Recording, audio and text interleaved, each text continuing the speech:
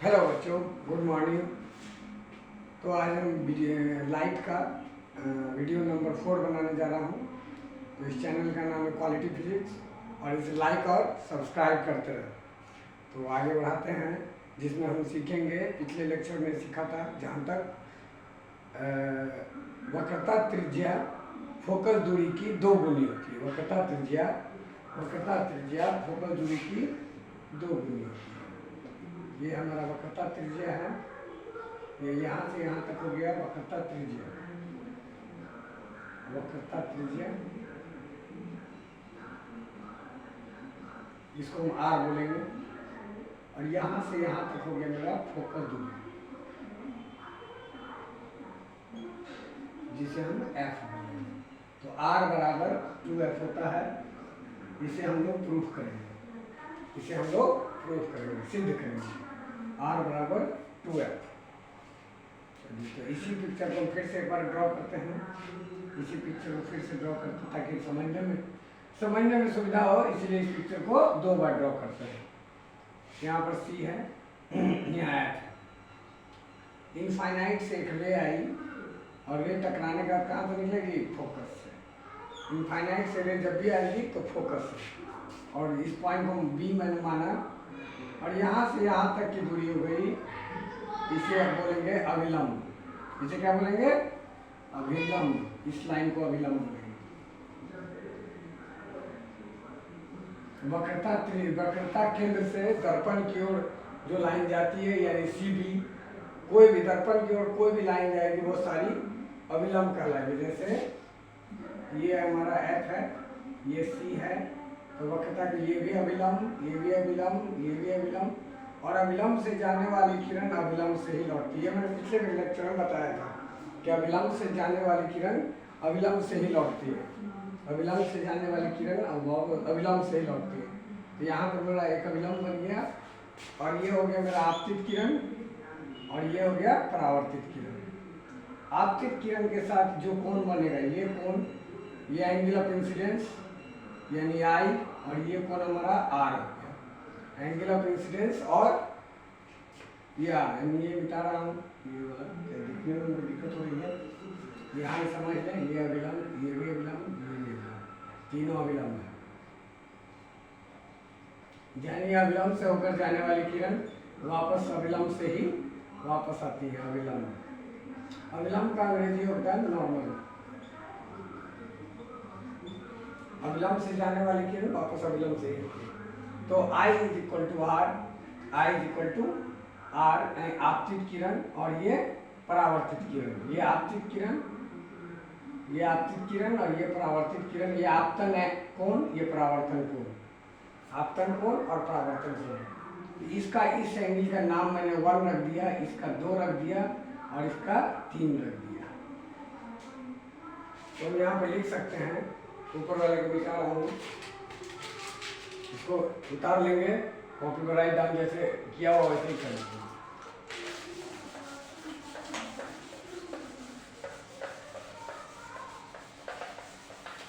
यहाँ पर angle 1 is equal to angle 2। क्यों? क्योंकि परावर्तन के नियम से आपतन कोण बराबर होते हैं परावर्तन कोण।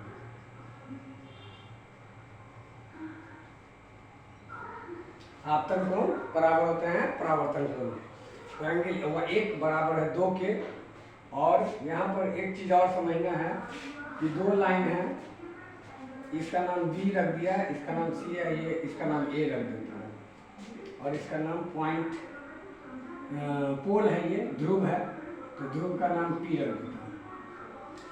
तो यहाँ पर इस फिगर में आपतन कोण बराबर परावर्तन। और यहाँ पर दूसरी बात समझना है, AB पैरेलल है CP के। AB पैरेलल है CP के, तो 2 रेखाएं जब पैरेलल होती हैं तो CB, ये लाइन CB है, CB गौर से करेंगे। AB CP पैरेलल है, AP और CP, और ये बीच में एक लाइन क्रॉस कर रही है, CB क्रॉस कर रही है। तो ये हमारा एकांतर कोण बराबर होगा। यानी यहाँ इस हिसाब से देखें तो एंगल 1 और एंगल 3 है। एंगल 1 और एंगल 3 एकांतर कोण है, तो angle 1 is equal to angle 3 एकांतर कोण लिख लें यहाँ पर।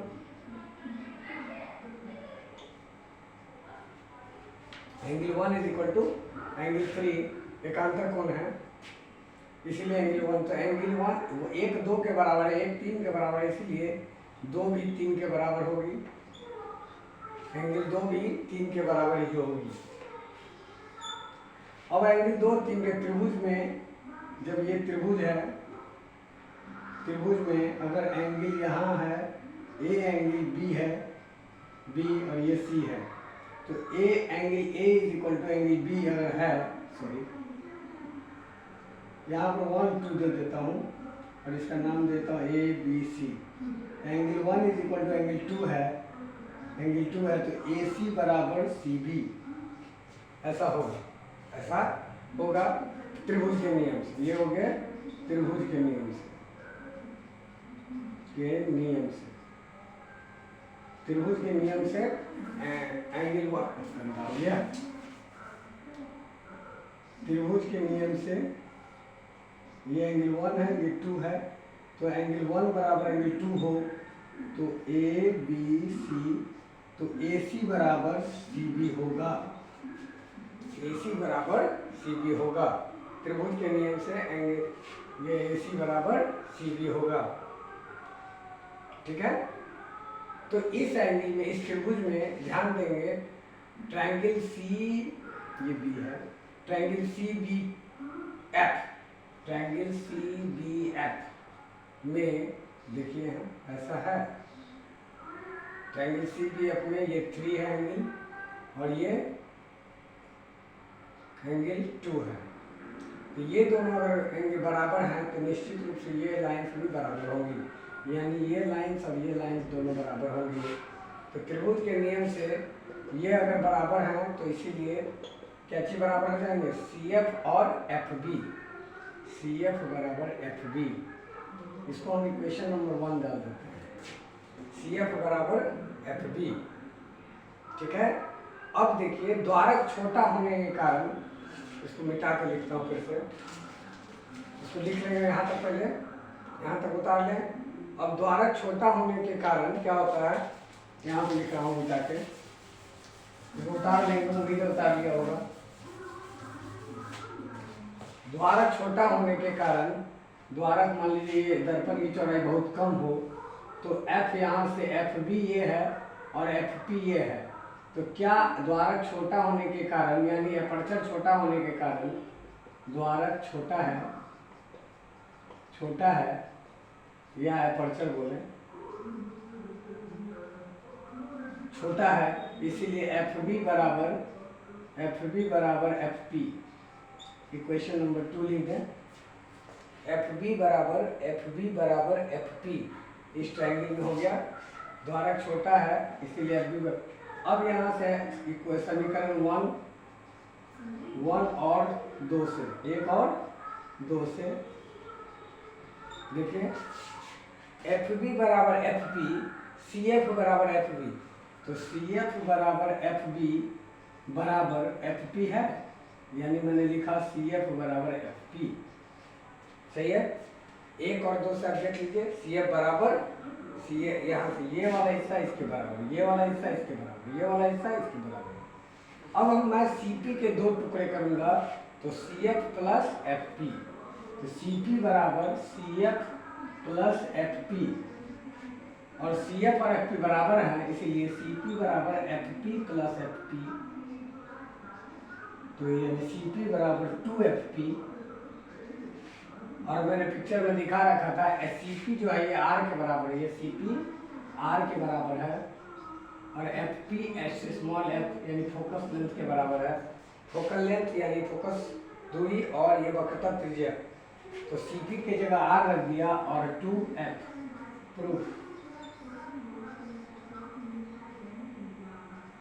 ये प्रूफ आपको बोर्ड एग्जाम में पूछे जाएंगे, इस फिगर के साथ जितना बताया उतना आप लिख देंगे, 100 में 100 मार्क्स आने तय, जितना मैंने बताया उतना लिख देंगे, हो गया, ये प्रूफ आ गया आपका। तो वक्रता यहाँ पर फाइनली हो गया, प्रूफ कि वक्रता त्रिज्या फोकस दूरी की 2 गुनी होती है। अब देखेंगे वक्रता त्रिज्या फोकस दूरी की 2, इसको लिख देंगे। वक्रता त्रिज्या फोकस दूरी की 2 गुनी होती है।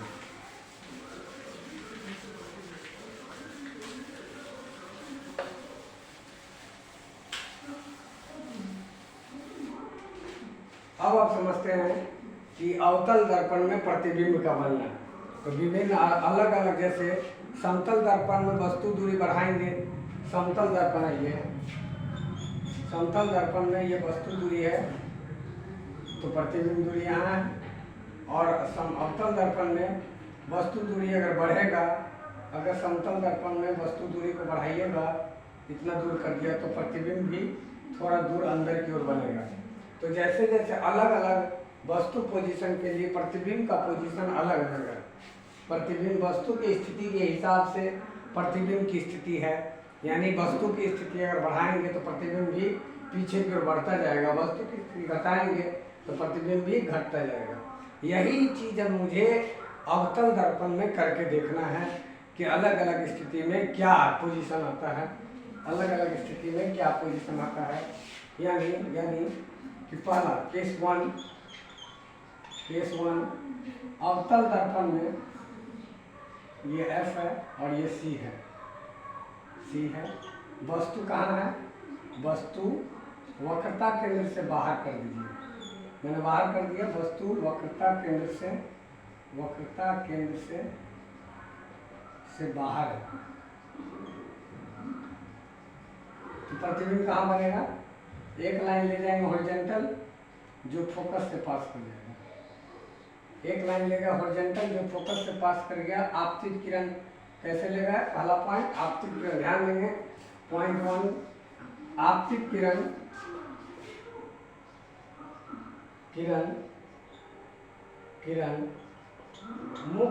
मुख्य किसी भी प्रतिबिंब बनाने के लिए, कोई भी प्रतिबिंब बनाने के लिए आपतित किरण मुख्य अक्ष के समानांतर लेंगे।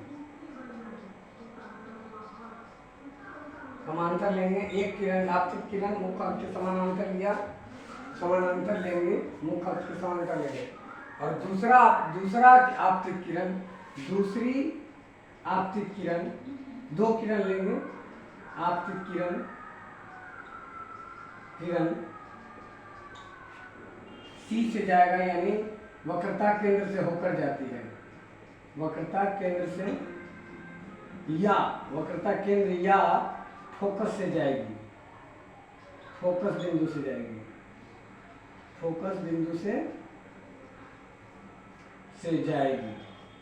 2 आपतित किरण लेंगे। एक आपतित किरण तो हो गया मुख्य अक्ष के समानांतर, और दूसरी किरण वक्रता केंद्र से जाएगी या फोकस बिंदु से जाएगी। तो यहाँ से हम वक्रता केंद्र में नजदीक पर आता हूँ, वक्रता केंद्र से लेगा, और वक्रता केंद्र से जाने वाली किरण उसी से लौटेगी। 2 आपतित किरण लेंगे प्रतिबिंब बनाने के लिए। 2 आपतित किरण लेंगे, वक्र जो एक खास बिंदु पर काटेगी, यहीं पर प्रतिबिंब बन जाएगा। ये मेरा प्रतिबिंब बन गया। तो प्रतिबिंब कैसा होगा? प्रतिबिंब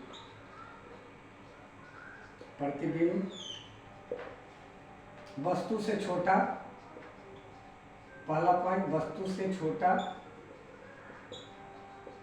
दूसरा पॉइंट पहला पॉइंट वस्तु से छोटा, दूसरा पॉइंट उल्टा और वास्तविक।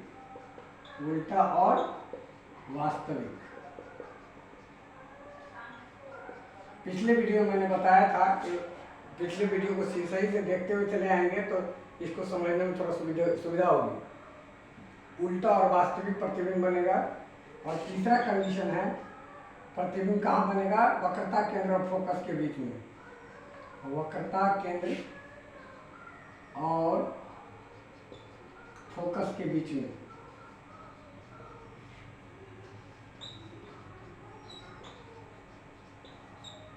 ठीक है, ये हो गया केस 1, जब वस्तु वक्रता केंद्र से बाहर है। देखिए इसको। अब आइए, वस्तु को मैं घसका के वक्रता केंद्र पर करूंगा। वस्तु को घसका के वक्रता केंद्र पर करूंगा।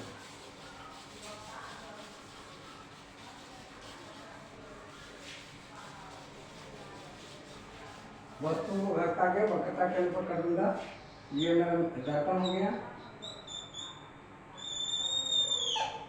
ये फोकस है, ये वक्रता केंद्र है। यहाँ पर मैं वस्तु को रख दिया, वस्तु को घटता के वक्रता केंद्र पर रखा, तो ये समानांतर किरण ले गए जो फोकस से गई, और चूंकि ये सी पर ही है तो सी से तो जाएगा नहीं, तो दूसरा लाइन मेरा पढ़िएगा आपतित किरण के बाद वाला, तो दूसरा एफ से जाएगा और वापस कुछ इस तरह से लौट जाएगा।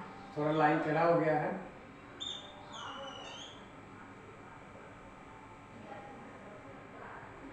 ये यहीं पर टकराएगी जहां पर वस्तु है, यानी प्रतिबिंब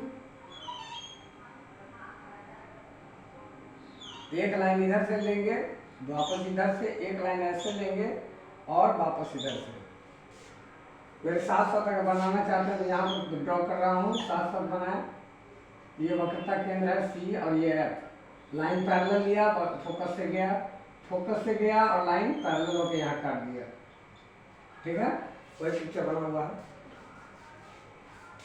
तो इस तरह हम प्रतिबिंब बना लेते हैं। तो वस्तु कहाँ पर है? केस 2, वस्तु वक्रता केंद्र पर है, वक्रता केंद्र पर है। वस्तु वक्रता केंद्र पर है, तो प्रतिबिंब कहाँ बनेगा? प्रतिबिंब वक्रता केंद्र पर ही होगी, केंद्र पर होगी। दूसरा बराबर होगी, वस्तु की ऊंचाई प्रतिबिंब की ऊंचाई बराबर, वस्तु की ऊंचाई बराबर प्रतिबिंब की ऊंचाई।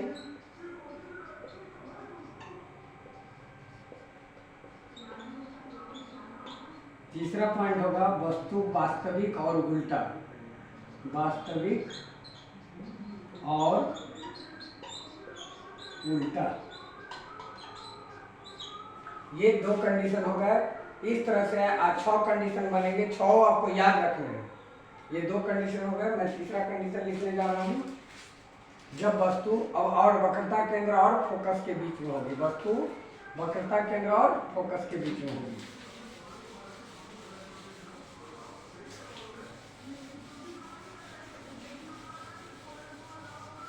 वस्तु वक्रता केंद्र और वस्तु, मेरा मार्कर कहीं कम गया है, वस्तु वक्रता केंद्र और फोकस के बीच में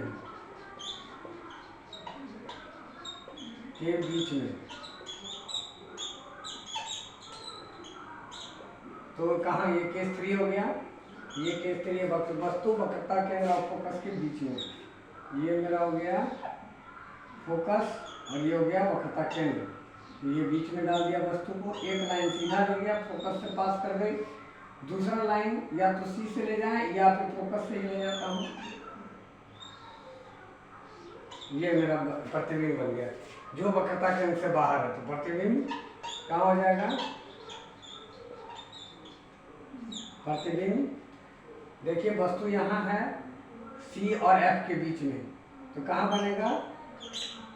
पिक्चर मेरे साथ साथ बनाने का प्रयास करें जिससे आपको सहूलियत होगी। डायग्राम को बनाना परीक्षा में पूछ देता है कि वस्तु यहाँ पर है, सी और एफ के बीच में है, तो कहाँ बनेगा प्रतिबिंब? ये आपको याद होने चाहिए। प्रतिबिंब वक्रता केंद्र से बाहर,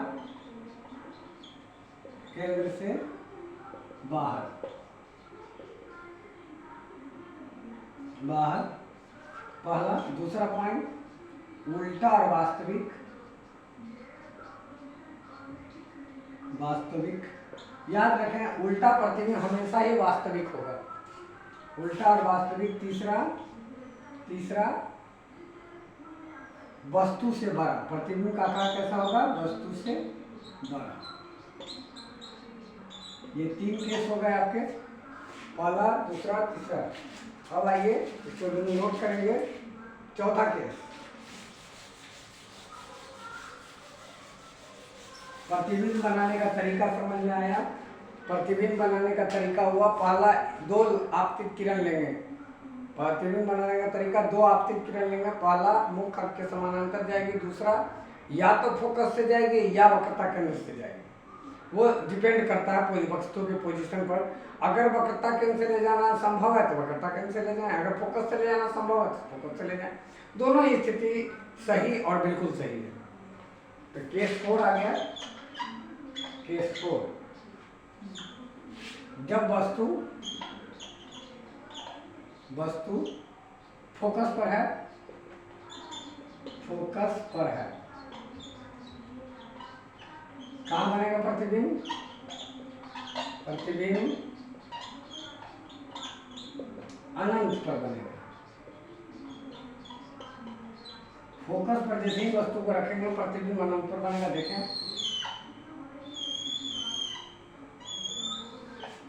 ये हो गया फोकस, ये हो गया सी। वस्तु मेरा फोकस पर है। एक डायग्राम सीधा ले गए जो टकराने के बाद फोकस से पास कर दिया, और एक फोकस से तो जाएगा नहीं आपतित किरण, तो सी से लेकर के बढ़ा के यहाँ ले गए, जहाँ से गया वहीं से वापस लौट गया। ये सीधा गया, इधर से लौट गया, तो जहाँ से गया वहीं से लौटा। लेकिन ये लाइंस कहीं मिल नहीं रही है, ये लाइंस कहीं मिल नहीं रही है, इधर भी नहीं मिल रही है, बढ़ाने पर भी नहीं मिल रही है। डॉट डॉट करके बढ़ाया तो वस्तु अनंत पर, अनंत पर, प्रतिबिंब अनंत पर, सॉरी प्रतिबिंब अनंत पर हो गया। तो इस तरह हमारा चौथा केस हो गया। तो 4 केस मैंने बताया जो अलग अलग स्थिति से मिलकर बना हुआ है। केस 4 हो गया, सब नोट करेंगे। केस 4,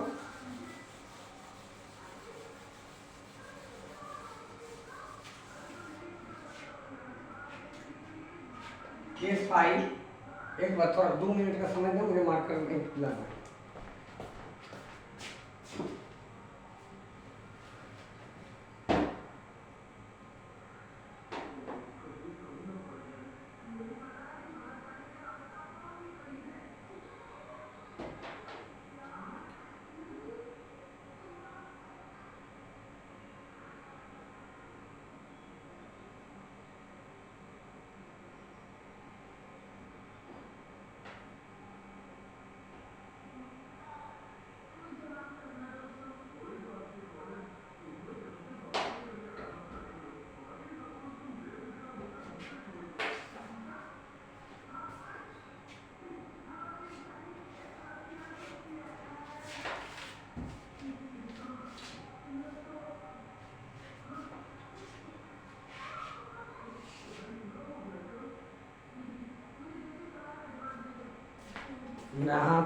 मेरे हाथ में थोड़ा मार्कर लग गया है, सॉरी इंक लग गया है।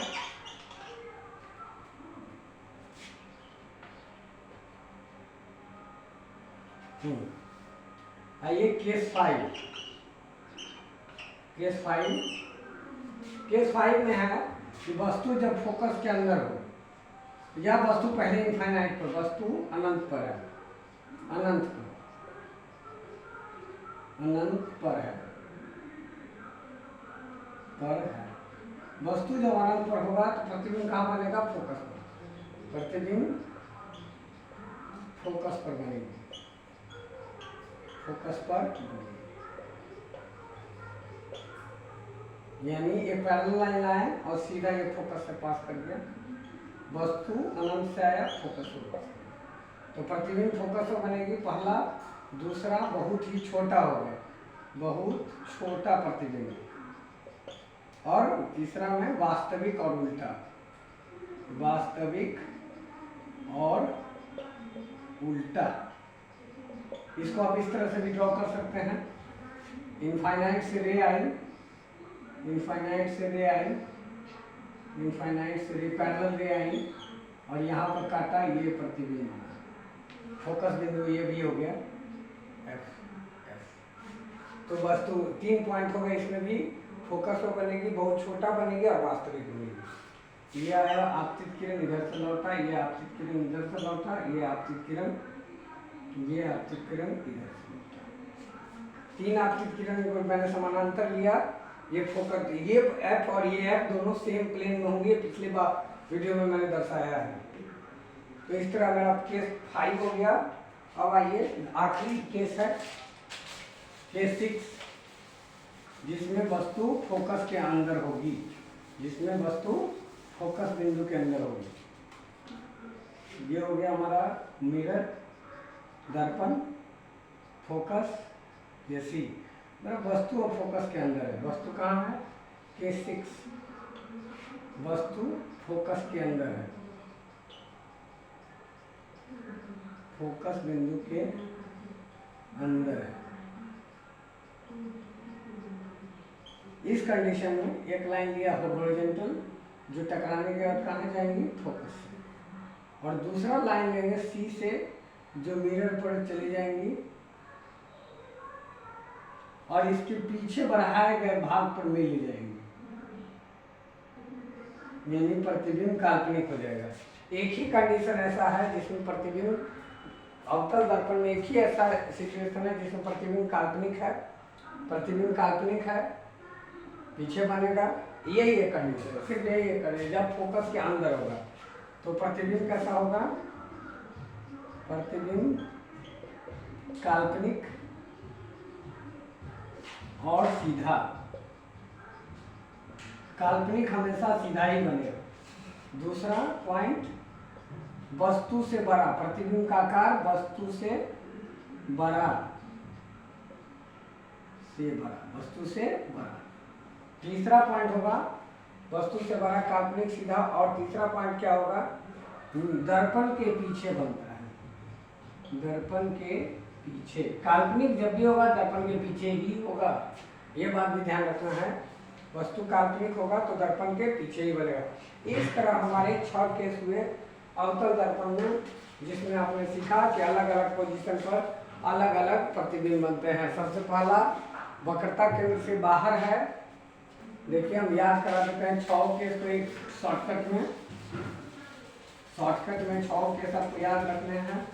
वक्रता केंद्र से बाहर है, वक्रता के तो प्रतिबिंब बनेगा यहाँ बीच में। दूसरा वक्रता केंद्र पर है, वक्रता केंद्र पर है तो यहीं पर बनेगा। तीसरा वक्रता केंद्र के अंदर में है तो बाहर में यहाँ बनेगा। ये ऑब्जेक्ट है इमेज, ये ऑब्जेक्ट इमेज, ऑब्जेक्ट इमेज यहीं पर दोनों सेम। ऑब्जेक्ट यहाँ बना तो इमेज यहाँ बना। चौथा ऑब्जेक्ट मेरा फोकस पर है, ऑब्जेक्ट फोकस पर है तो कहाँ बनेगा? इनफाइनाइट पर, अनंत पर प्रतिबिंब बनेगा, प्रतिबिंब अनंत पर। पांचवा केस है, पांचवा केस आप देख सकते हैं कि जब अनंत पर वस्तु है, वस्तु अनंत पर है तो कहाँ बनेगा? फोकस पर। वस्तु अनंत पर है तो फोकस पर, और जब फोकस पर है तो अनंत पर। और लास्ट कंडीशन, जब वस्तु फोकस के अंदर है तो प्रतिबिंब यहाँ पीछे बनेगा। इस तरह 6 केस हो गए, 1 2 3 4 5 और 6। ये 6 केस आपने पढ़ा कि जब वस्तु और प्रतिबिंब कहाँ कहाँ है। ये ऑब्जेक्ट है, ये इमेज है। जब फोकस के अंदर होगा तो यहाँ बनेगा।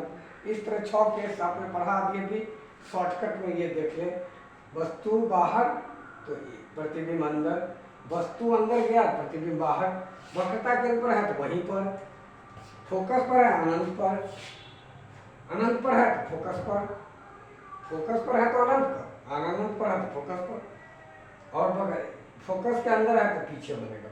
बस ये 6 केस आपने अवतल दर्पण के देखे। अब मैं आगे पढ़ाऊंगा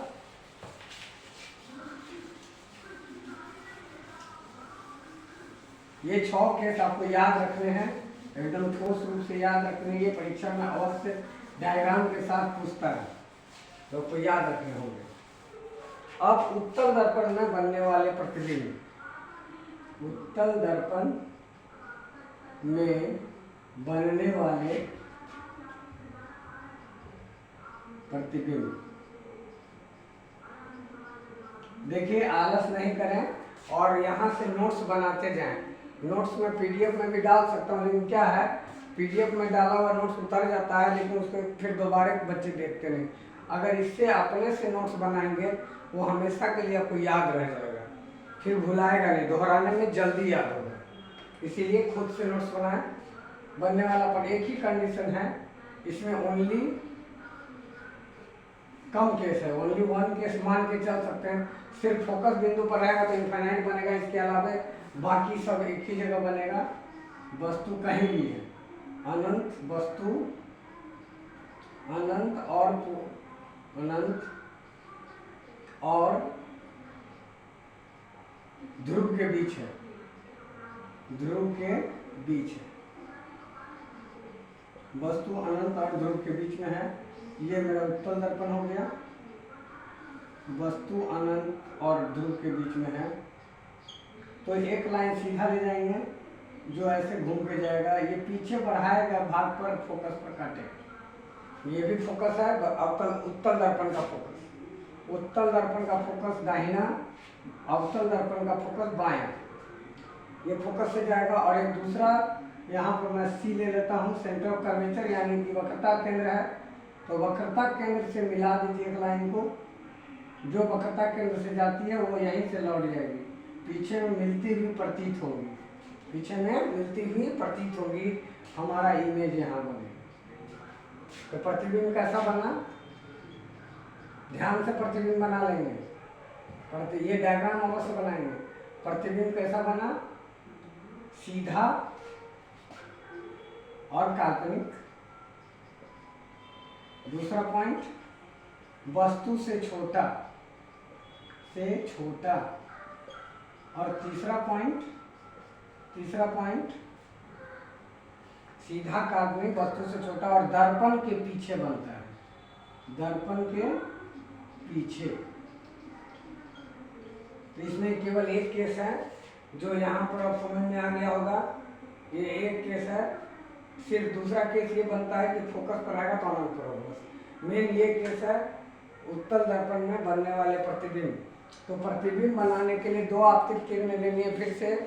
पहला एक मुख्य अक्ष के समांतर होंगी जो टकराने के बाद फोकस से जाएंगी, और दूसरा आपतित किरण या तो सेंटर ऑफ कर्वेचर यानी वक्रता केंद्र से जाएंगी या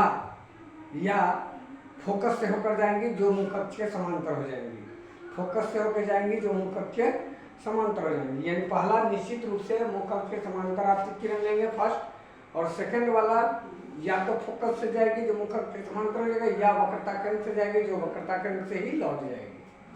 यानी आपको समझ में आ गया। ये पहला किरण तो यहाँ से अवश्य लेंगे, जो मुख्य दूसरा है ये वक्रता केंद्र से मिलाने वाली लाइन है, ताकि हमको प्रतिबिंब प्राप्त हो सके। इस तरह हम गोलीय दर्पण में बनने वाले विभिन्न प्रतिबिंब को आपने देखा, उस प्रतिबिंब के पोजीशन को आपको याद रखना है। प्रैक्टिस के साथ आप इसको बना लें। मिटा दूं,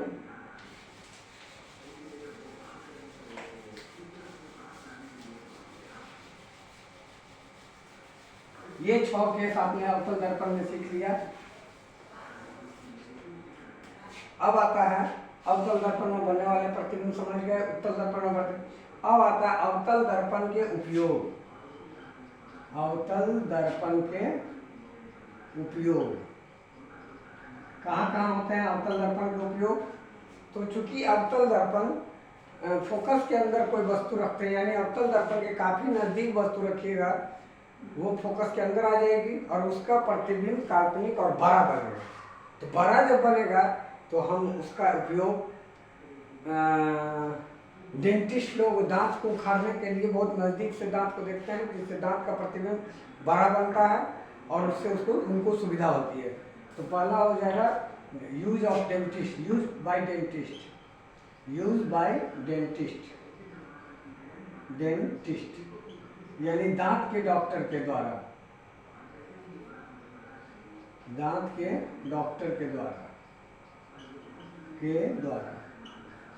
दूसरा हो गया ब्यूटी मिरर में, ब्यूटी मिरर को बहुत नज़दीक से देखते हैं, लड़की लोग देखती हैं, या ब्यूटी पार्लर में यूज किया जाता है जो चेहरे को बड़ा करके दिखाया जाता है, तो वहाँ ब्यूटी मिरर के रूप में।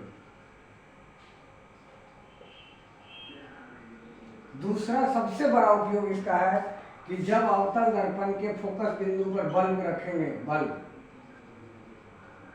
तो इसका लाइट पैरेलल हो जाएगी, इसकी लाइट टकरा के पैरेलल हो जाएंगी।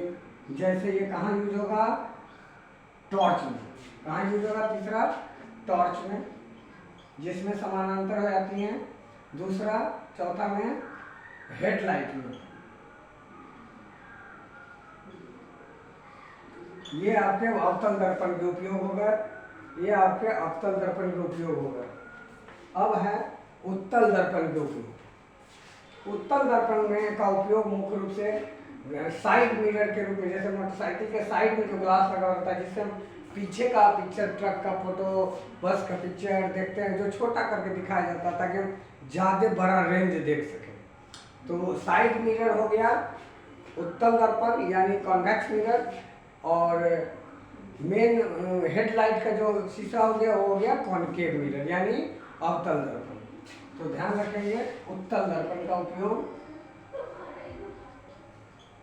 उत्तल दर्पण के उपयोग साइड मिरर या लुकिंग ग्लास, साइड मिरर या और लुकिंग ग्लास,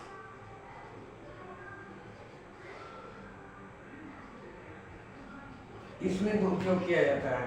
उत्तल दर्पण का उपयोग साइड मिरर या जो पीछे देखने के लिए दर्पण का इस्तेमाल किया जाता है वो साइड मिरर कहलाता है। तो आज दर्पण में इतना ही, इसके बाद हम लोग आगे पढ़ेंगे। दर्पण के उपयोग पढ़ लिया आपने, दर्पण के 6 पोजीशन का प्रतिबिंब कहाँ कहाँ बनेगा ये आपने देख लिया। अब आगे हम सब अगले दिन दर्पण सूत्र पढ़ेंगे। नेक्स्ट डे दर्पण सूत्र को प्रूफ करेंगे और उसके बाद आवर्धन पढ़ के न्यूमेरिकल्स बनाएंगे।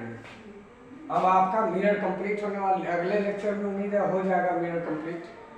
तो मिरर को मैंने आप दर्पण सूत्र को प्रूफ करेंगे, दर्पण सूत्र प्रूफ होगा और फिर कुछ छोटे छोटे न्यूमेरिकल्स बनाना शुरू करेंगे। बाद में आवर्धन पढ़ाने के बाद न्यूमेरिकल का पोटेंसी को बढ़ाया जाएगा। तो देखते रहिए क्वालिटी फिजिक्स, सब्सक्राइब और लाइक कर दें। Thank you.